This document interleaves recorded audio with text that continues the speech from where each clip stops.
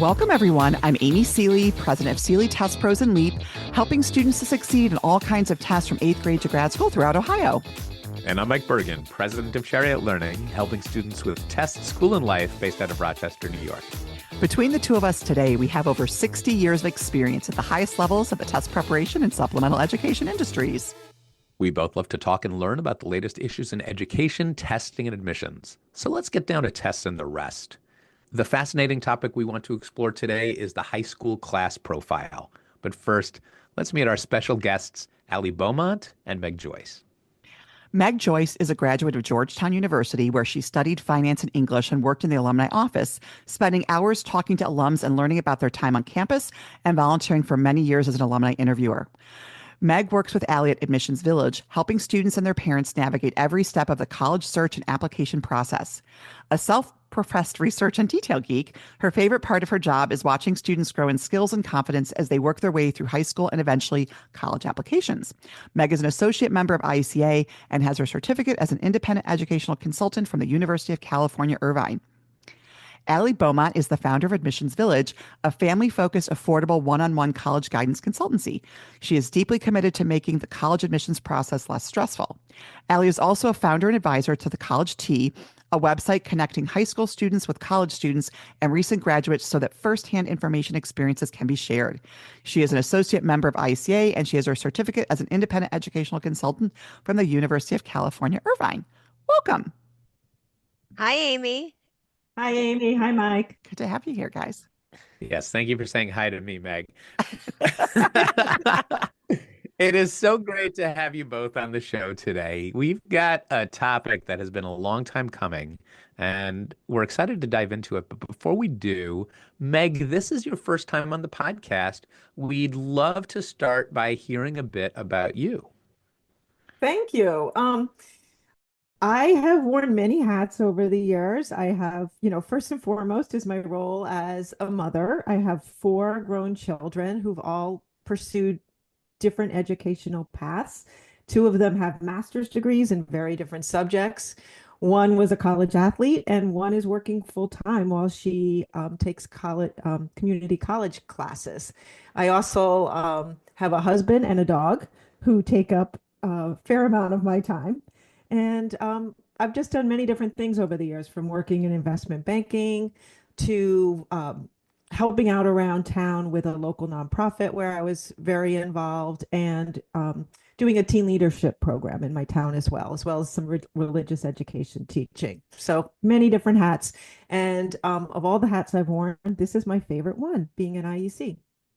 That's fantastic. And it sounds very similar to what we hear from other colleagues in the college advising field.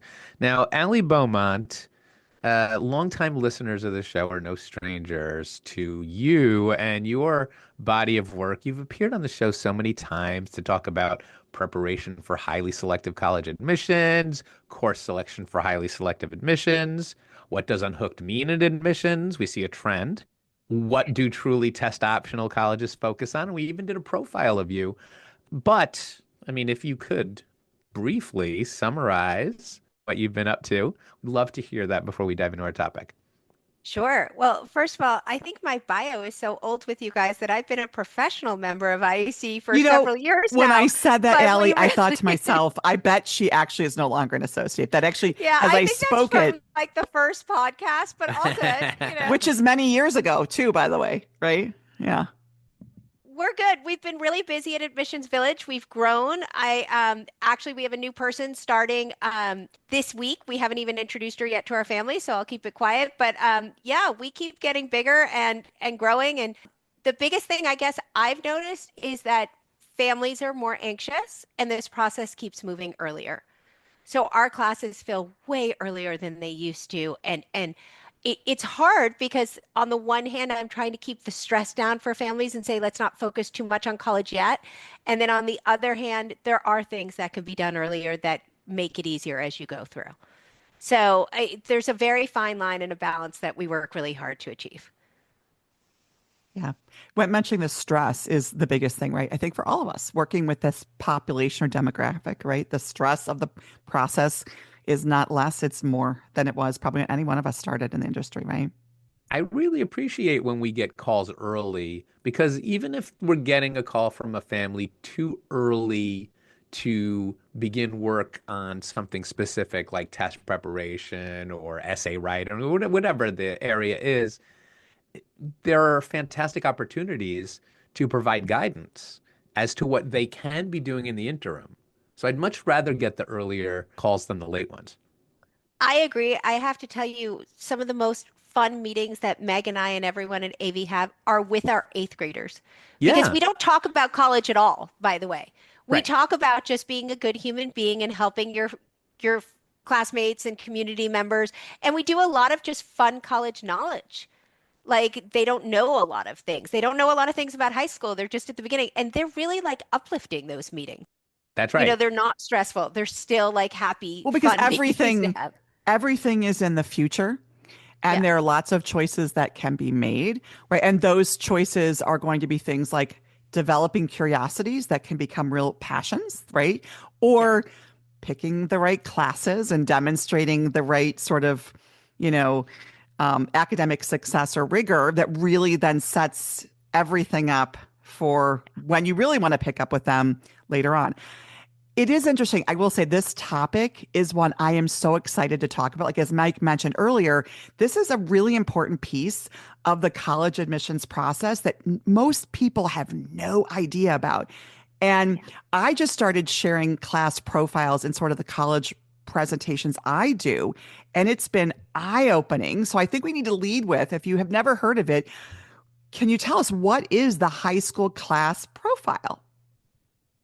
So I'll start with a high school profile is typically a 2 to 4 page document, although there is lots of variation that is basically telling you about the high school and the students in it. So it telling Meg, why don't you jump in with what's typically in a high school profile? And by the way, NACAC does give sort of guidelines. So the National Association for College Admissions Counseling gives guidelines on what they'd like to see in a high school profile. Sure, happy to. And let me say, like Ali was saying, that there are guidelines even among our local public schools. Two of them, they share a border. One has a very granular school profile, and the other is much more high level. It doesn't really give grade distributions or average test scores or anything. So even in basically interchangeable communities, the school profile can vary. Or at least in terms of what they choose to provide or not provide, pretty widely. So what is in a school profile? So there are guidelines, but in the end, it's really up to a school to choose what they want to put in. Things that have been suggested in the guidelines are an overview of the school community. Where do students come from? What are the demographics, size, location of these places? Is the school public, independent, or charter? How do students get into the school? Are they automatically in, or do they have to take a test or enter a lottery? What's the contact information? Who would a college reach out to if they have questions? Who are the key staff and administration at the high school and in the school counseling office? And how big is the school counseling office in respect to the student body? This is super key, the curriculum and the grading systems. There's an infinite number of grading systems. And so a brief explanation of how each school's grading system works is really helpful. Is also really helpful when the school summarizes its advanced course offerings so colleges can make a more fair assessment and understanding of what the rigorous classes are that you took and what did you take advantage of the opportunities that were in front of you. If a high school has special programs like a STEM or a business program or a global studies program, it's good to put that on the school profile too. Another thing that high schools can talk about in their school profile is limits that they might put on the number of APs or advanced classes that you can take in any given year. And maybe they make students wait until a certain year in their high school career before they can start taking those classes. Some colleges have mentioned they really like to see GPA distribution reports. High schools don't, many high schools don't rank anymore. So being able to calculate what quartile or decile a student falls into is just very valuable information for a college. Um, Likewise, standardized test scores, middle 50% bands of SAT, ACT, and maybe some information on AP scores. One of those high schools I mentioned, the one that goes very granular, has a table on their school profile where they break down by the 30 different subjects that they offer, how many students got one through fives. So How does all this fit in 2 to 4 pages? They do a nice job with their font size, Mike. yeah, that's a great question. One word that I use a lot when I'm talking to students, and I haven't talked to a school counselor about their school profile, but one word that I use a lot is making it user friendly. Graphics, graphics, font size, color, the color theme. That's how they get it in there. I've seen on a couple school profiles that they put a QR code to the matriculation list to make that take up a little Oh, less that's room. great. Optimizing where that information can be found. I think the most important thing is just to realize they're essentially providing contextual information about the environment in which this student has existed over the course of 4 years, right? But you are making me think, because it's like it could be smaller, it could be larger. That means that high school college counseling or counseling department either can be very transparent about information they want to signal to a college, or they can be very sort of like, this is information maybe we don't like. I've noticed like Very national merits. opaque, For example, deliberately you'll see schools obscure. mention like how many national merits or commended students they've had. And sometimes it could be last year, or they might do this is how many we've had over the last 5 years, right? Like when they Right. want to kind of mask a little bit of like how they've been faring in recent years. Um, yeah.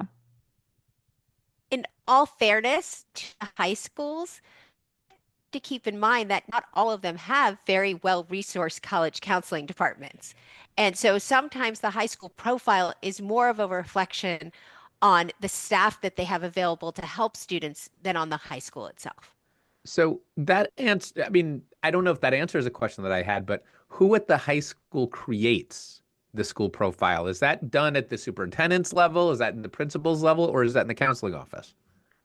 Typically, that's a great question. It kind of can be done in many different ways, but typically it's a high school counselor's job to do it. I will Wow. tell you, Yeah. we had a pro bono student a couple of years ago, a very high level student, and I asked the parents for the school profile. The mom sent me something. I was like, there is nothing of value in this. There's like, it doesn't even say anything. And she said, well, I'm really tight with the college counseling office. What do you want it to say? And I was like, so I got on with the counselor and the parent, and we actually rewrote the profile together. I got out NACAC's guidelines and I helped them. And it was honestly a case of just no time and energy for that. And it wasn't a school where a lot of kids left the state to go to college.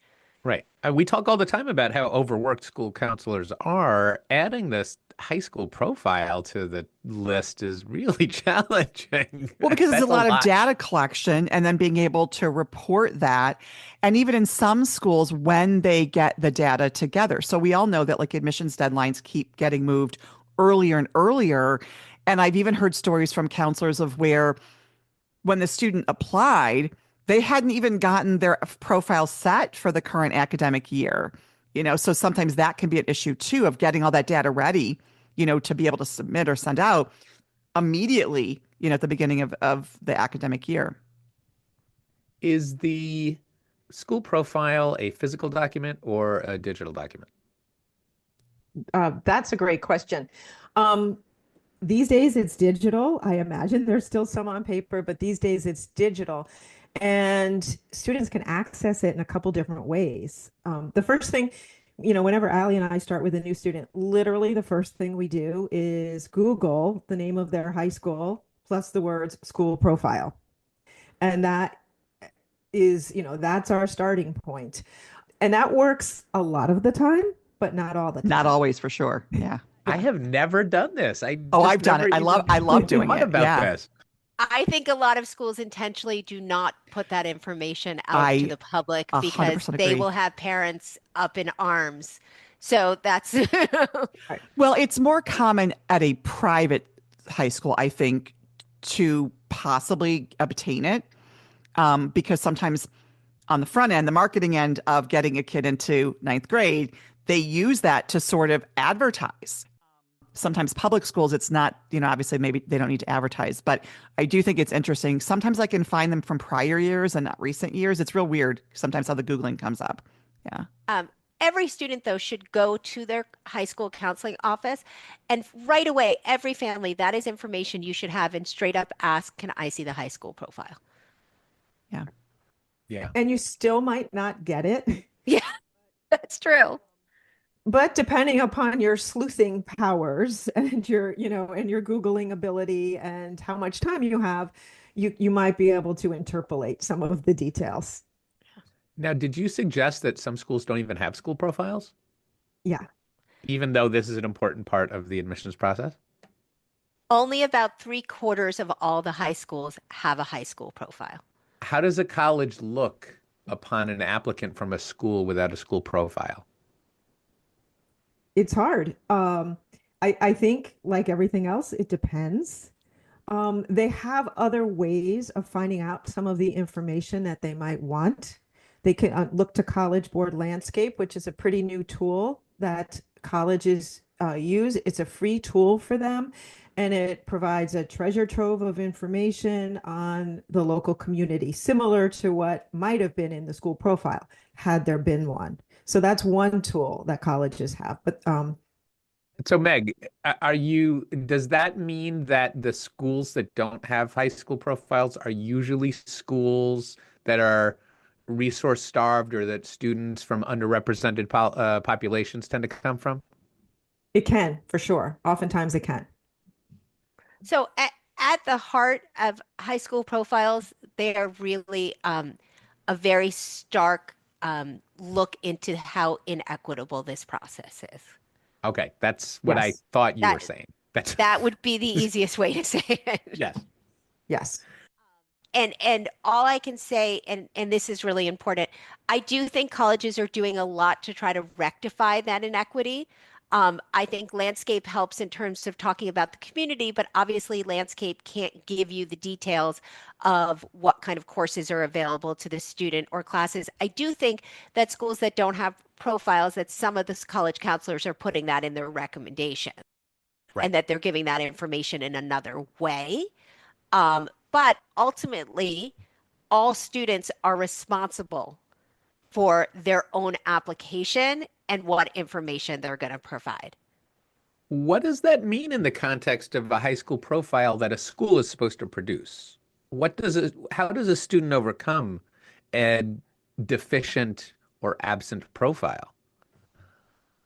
The student still has a lot of power in this process.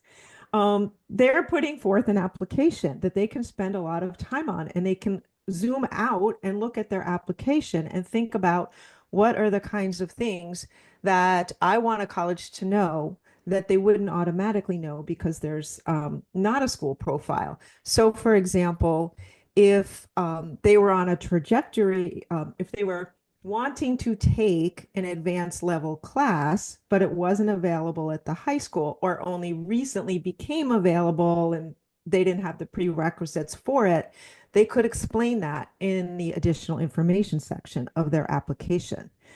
They could also talk to their school counselor and ask the school counselor to include that sort of information in their recommendation letter that goes along with the application. So, in that same vein, for example, we have a student who wants to study engineering. Their school offers engineering classes. They didn't take any because they were offered at a time when they had an after-school job that they had to take. That is information you should explain, and the student is the one who should be responsible to tell their counselor to also put that in the rec. Counselors are overworked, so you have to make sure that you provide information to your counselor so that it backs up what you're saying. And in that similar vein, I have kids all the time who decide to drop X class to take Y. Explain it. Explain when you're doing anything that's not the norm for all the students at your school and why you made the decisions you did. I love what you're saying about how students can really use the profile to understand like what their responsibility will be in their application to sort of communicate how do I fit in this class profile, because if they're not aware of it, then they can't use that information to sort of like you said, explain. Like I love that, like Allie, because I think the big thing is what courses were offered that you chose not to take that could speak to like, why didn't you do this? But I love that they could over explain and say, well, yeah, so that's why I did XYZ, because like you just said, I couldn't take that class after school. Oh, wow. That makes total sense to me now. Before it maybe just think you just opted out or you didn't care, you didn't know, so it's interesting. Right. I Right. just feel like some of their examples veered away from what's in the school profile. And so if a student is coming from a school with a flimsy or absent school profile, the student should reference the NACAC guidelines for what goes in a school profile and make sure they speak to saying, in our school, 5 AP classes are offered and I took all of them. Or the school might not tell you this because they don't rank students, but I was at this point, here in the range. I don't know if the school doesn't rank and there's nothing in the school profile. I would never let a student say where they thought they fell in the class Okay. because So right. So then they that's can't they guessing. can't make up for Right. everything that's missing. They can't provide that context. But they can say, I was allowed to take X classes and I took them. But I also would encourage a student, that kind of information should come from a counselor. And I would encourage a student to speak to their school counselor about that and more about their individual choices. Yeah, I like what you're saying. I think the idea is that it's not that the student would articulate it. What they would do is speak to their counselor to make sure the counselor is going to understands that communicating things that don't match up. That is where the counselor can use their letter to put in much greater detail what that looks like for that particular student. I love being able to use it that way. But it is on the kids to make sure that information's getting communicated. There's some counselors who have 300 students. They can't remember every detail about every kid. So I always have our students provide extra information to both their counselors and their teachers who are writing their recommendation to remind them of things that they feel are important. Like you aren't saying what the counselor has to say about the student. It's just that the counselor then has the ability to even micro contextualize for that particular student in a way that the student wants that to be the narrative, right? Essentially, that's what you're suggesting. Absolutely. Absolutely. Yeah. We were talking a bit about school profiles before we started recording, and I got the impression that every student, every applicant should look at their high school profile before they even begin this process or while they're considering schools. Is that a fair statement? Do you think that every student should see their school's profile and see where they land in all the rankings? Yes, knowledge is power. The more students know this, and the sooner, the more it can help them think and plan accordingly. You don't have to be memorizing every line in the school profile, but have a general idea of what's provided and about how you might look in relation to your school profile. I think in this day and age of grade inflation, because as we know, we've all discussed these numbers, roughly 80% of all students at first-year students at four-year universities had an A or an A minus average in high school. This is like an outrageous number. I think many students and families are not aware of where their kids' A's or not A's actually put them in the class. And well, from our perspective in test prep, that's where we have to understand this because the parents lead with my student has a 4.0, a 4.2, 4.5. And that's the first probably point where a lot of families learn that their student's GPA is not going to get them where that parent might have thought. yeah, 100%. Right, but still last year, according to Common App, almost 50% of students didn't submit test scores. So they didn't even have that weighting, that marker that their grades and test scores weren't congruent. Right. And I'm sorry, like our local high school does not weight grades. So I get kids who have a 3.8 who've taken one AP by the end of high school, and kids who have a 3.8 and have taken 12. You know, It's a big difference. there's a huge difference in where those two kids are going. But to the parents, they just say, well, my kid has a 3.8. And if they don't understand the context of what's offered in the high school and what other kids have been doing, even if the school doesn't put a ranking on the school profile, they don't really understand, where their kid is at. And I think this goes back to, as we all know, because we are of a certain age, when we think about applying to colleges, there's a GPA or an expectation of what we thought was like a really, like if somebody had a 4 point in high school, for me, that was a really, really big deal. Having, a 3.75 was a really big deal. To realize now 3.75 is like below average GPA. That's eye-opening for parents, right? Yeah. Absolutely. For you guys, just because you're test prep people, for our trends videos in admissions last year, we did a comparison to the average SAT scores for like Harvard and Princeton and stuff in 1995 versus today. And I think it was something like a 1360 was the average for Harvard. So when we get parents and they're like, oh my God, my kid has a 4.0 and a 1360, like they're going to Harvard. And I'm like, yeah, no. No, I know. Right. The times have changed for sure. So look, this is also educational for us. What other things should we know about the high school profile that we're not even thinking of asking you? I think if we're starting to talk about high school profile, a good place when we're talking about starting this process earlier with kids is actually starting showing them the profile at an earlier stage. Like, this is what opportunity you have. I think so many students don't actually even really understand all that's available to them at their school. And so if we can reverse it, as opposed to showing them like, this is like where you're at in 11th grade, like, sorry, you kind of missed the boat, or this is what it is. If we start showing them earlier. Yeah. And in that same vein, I would say by showing them earlier, we have happier students. We have students who are happier with their choices and their outcomes at the end of this process. Maybe the dinner table talk wasn't years of Ivy League colleges, or the first 10 tours that a family went on were at colleges that are just not realistic for this student. It just helps everybody be much happier throughout the process and certainly at the end of it. And one other thing, if what's important about the high school profiles, the high schools are not the same. This is not an equitable process. There are certain high schools where you can be in the bottom half of your class and still go to a highly selective college. I went to a high school like that. I was a bad high school student. I tell people this all the time, but Don't I believe went to that, the kind Allie. of, oh yeah, I I don't really believe it. was. And I really like kids who aren't great students today because I get it. Like school's not that interesting for a lot of kids. And I think often for some of our smartest students. So I really understand that. But there are certain high schools where if you're not a great student, you're still going to have some amazing options. And there's other high schools where if you're not a great student, you're going to be in a lot more trouble in terms of your options and what is available to you.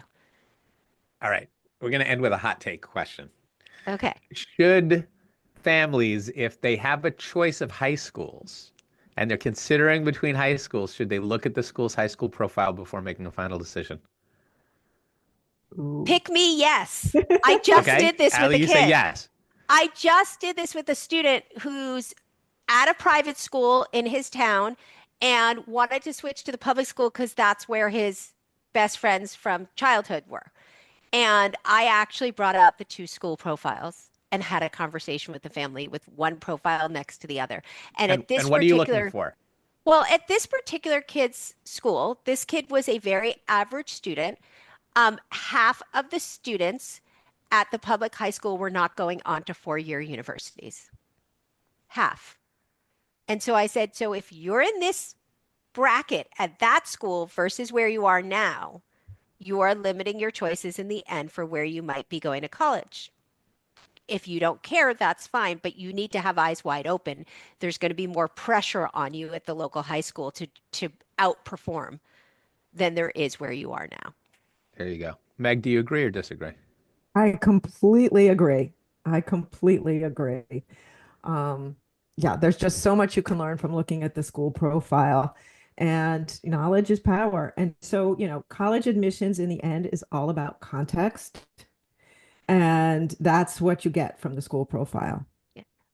1 second, by the way. It could also be the reverse. If you're looking at the school profiles, I've had it where the public school I truly feel is the better place to be than the private. So it's not an indication of public-private. It was in that student's particular example. Perfect. Thank you so much. Listen, we could talk about this all day. Unfortunately, we're out of time. We're so glad that both of you joined us today. Thank you. Thank you. Thank you, Thanks, Amy. guys. Thank you, Always Mike. fun to talk to you. If listeners would like to get in touch with the two of you, where can they find you? Our website, www.admissionsvillage.com. Awesome. We hope you enjoyed this discussion as much as we did. Be sure to join us for another fascinating topic and guest on the next Tests and the Rest. Did you enjoy this episode as much as we did? Find expanded links and more for this and all of our episodes at our show page at testsandtherest.com. While you're there, be sure to explore everything the larger TestBright site has to offer, including real, expert, unbiased answers to the toughest admissions testing questions. Of course, we'd love for you to rate, review, and subscribe to Tests and the Rest on your favorite podcast platform. If there's a topic or guest you'd like us to feature, just let us know and spread the word.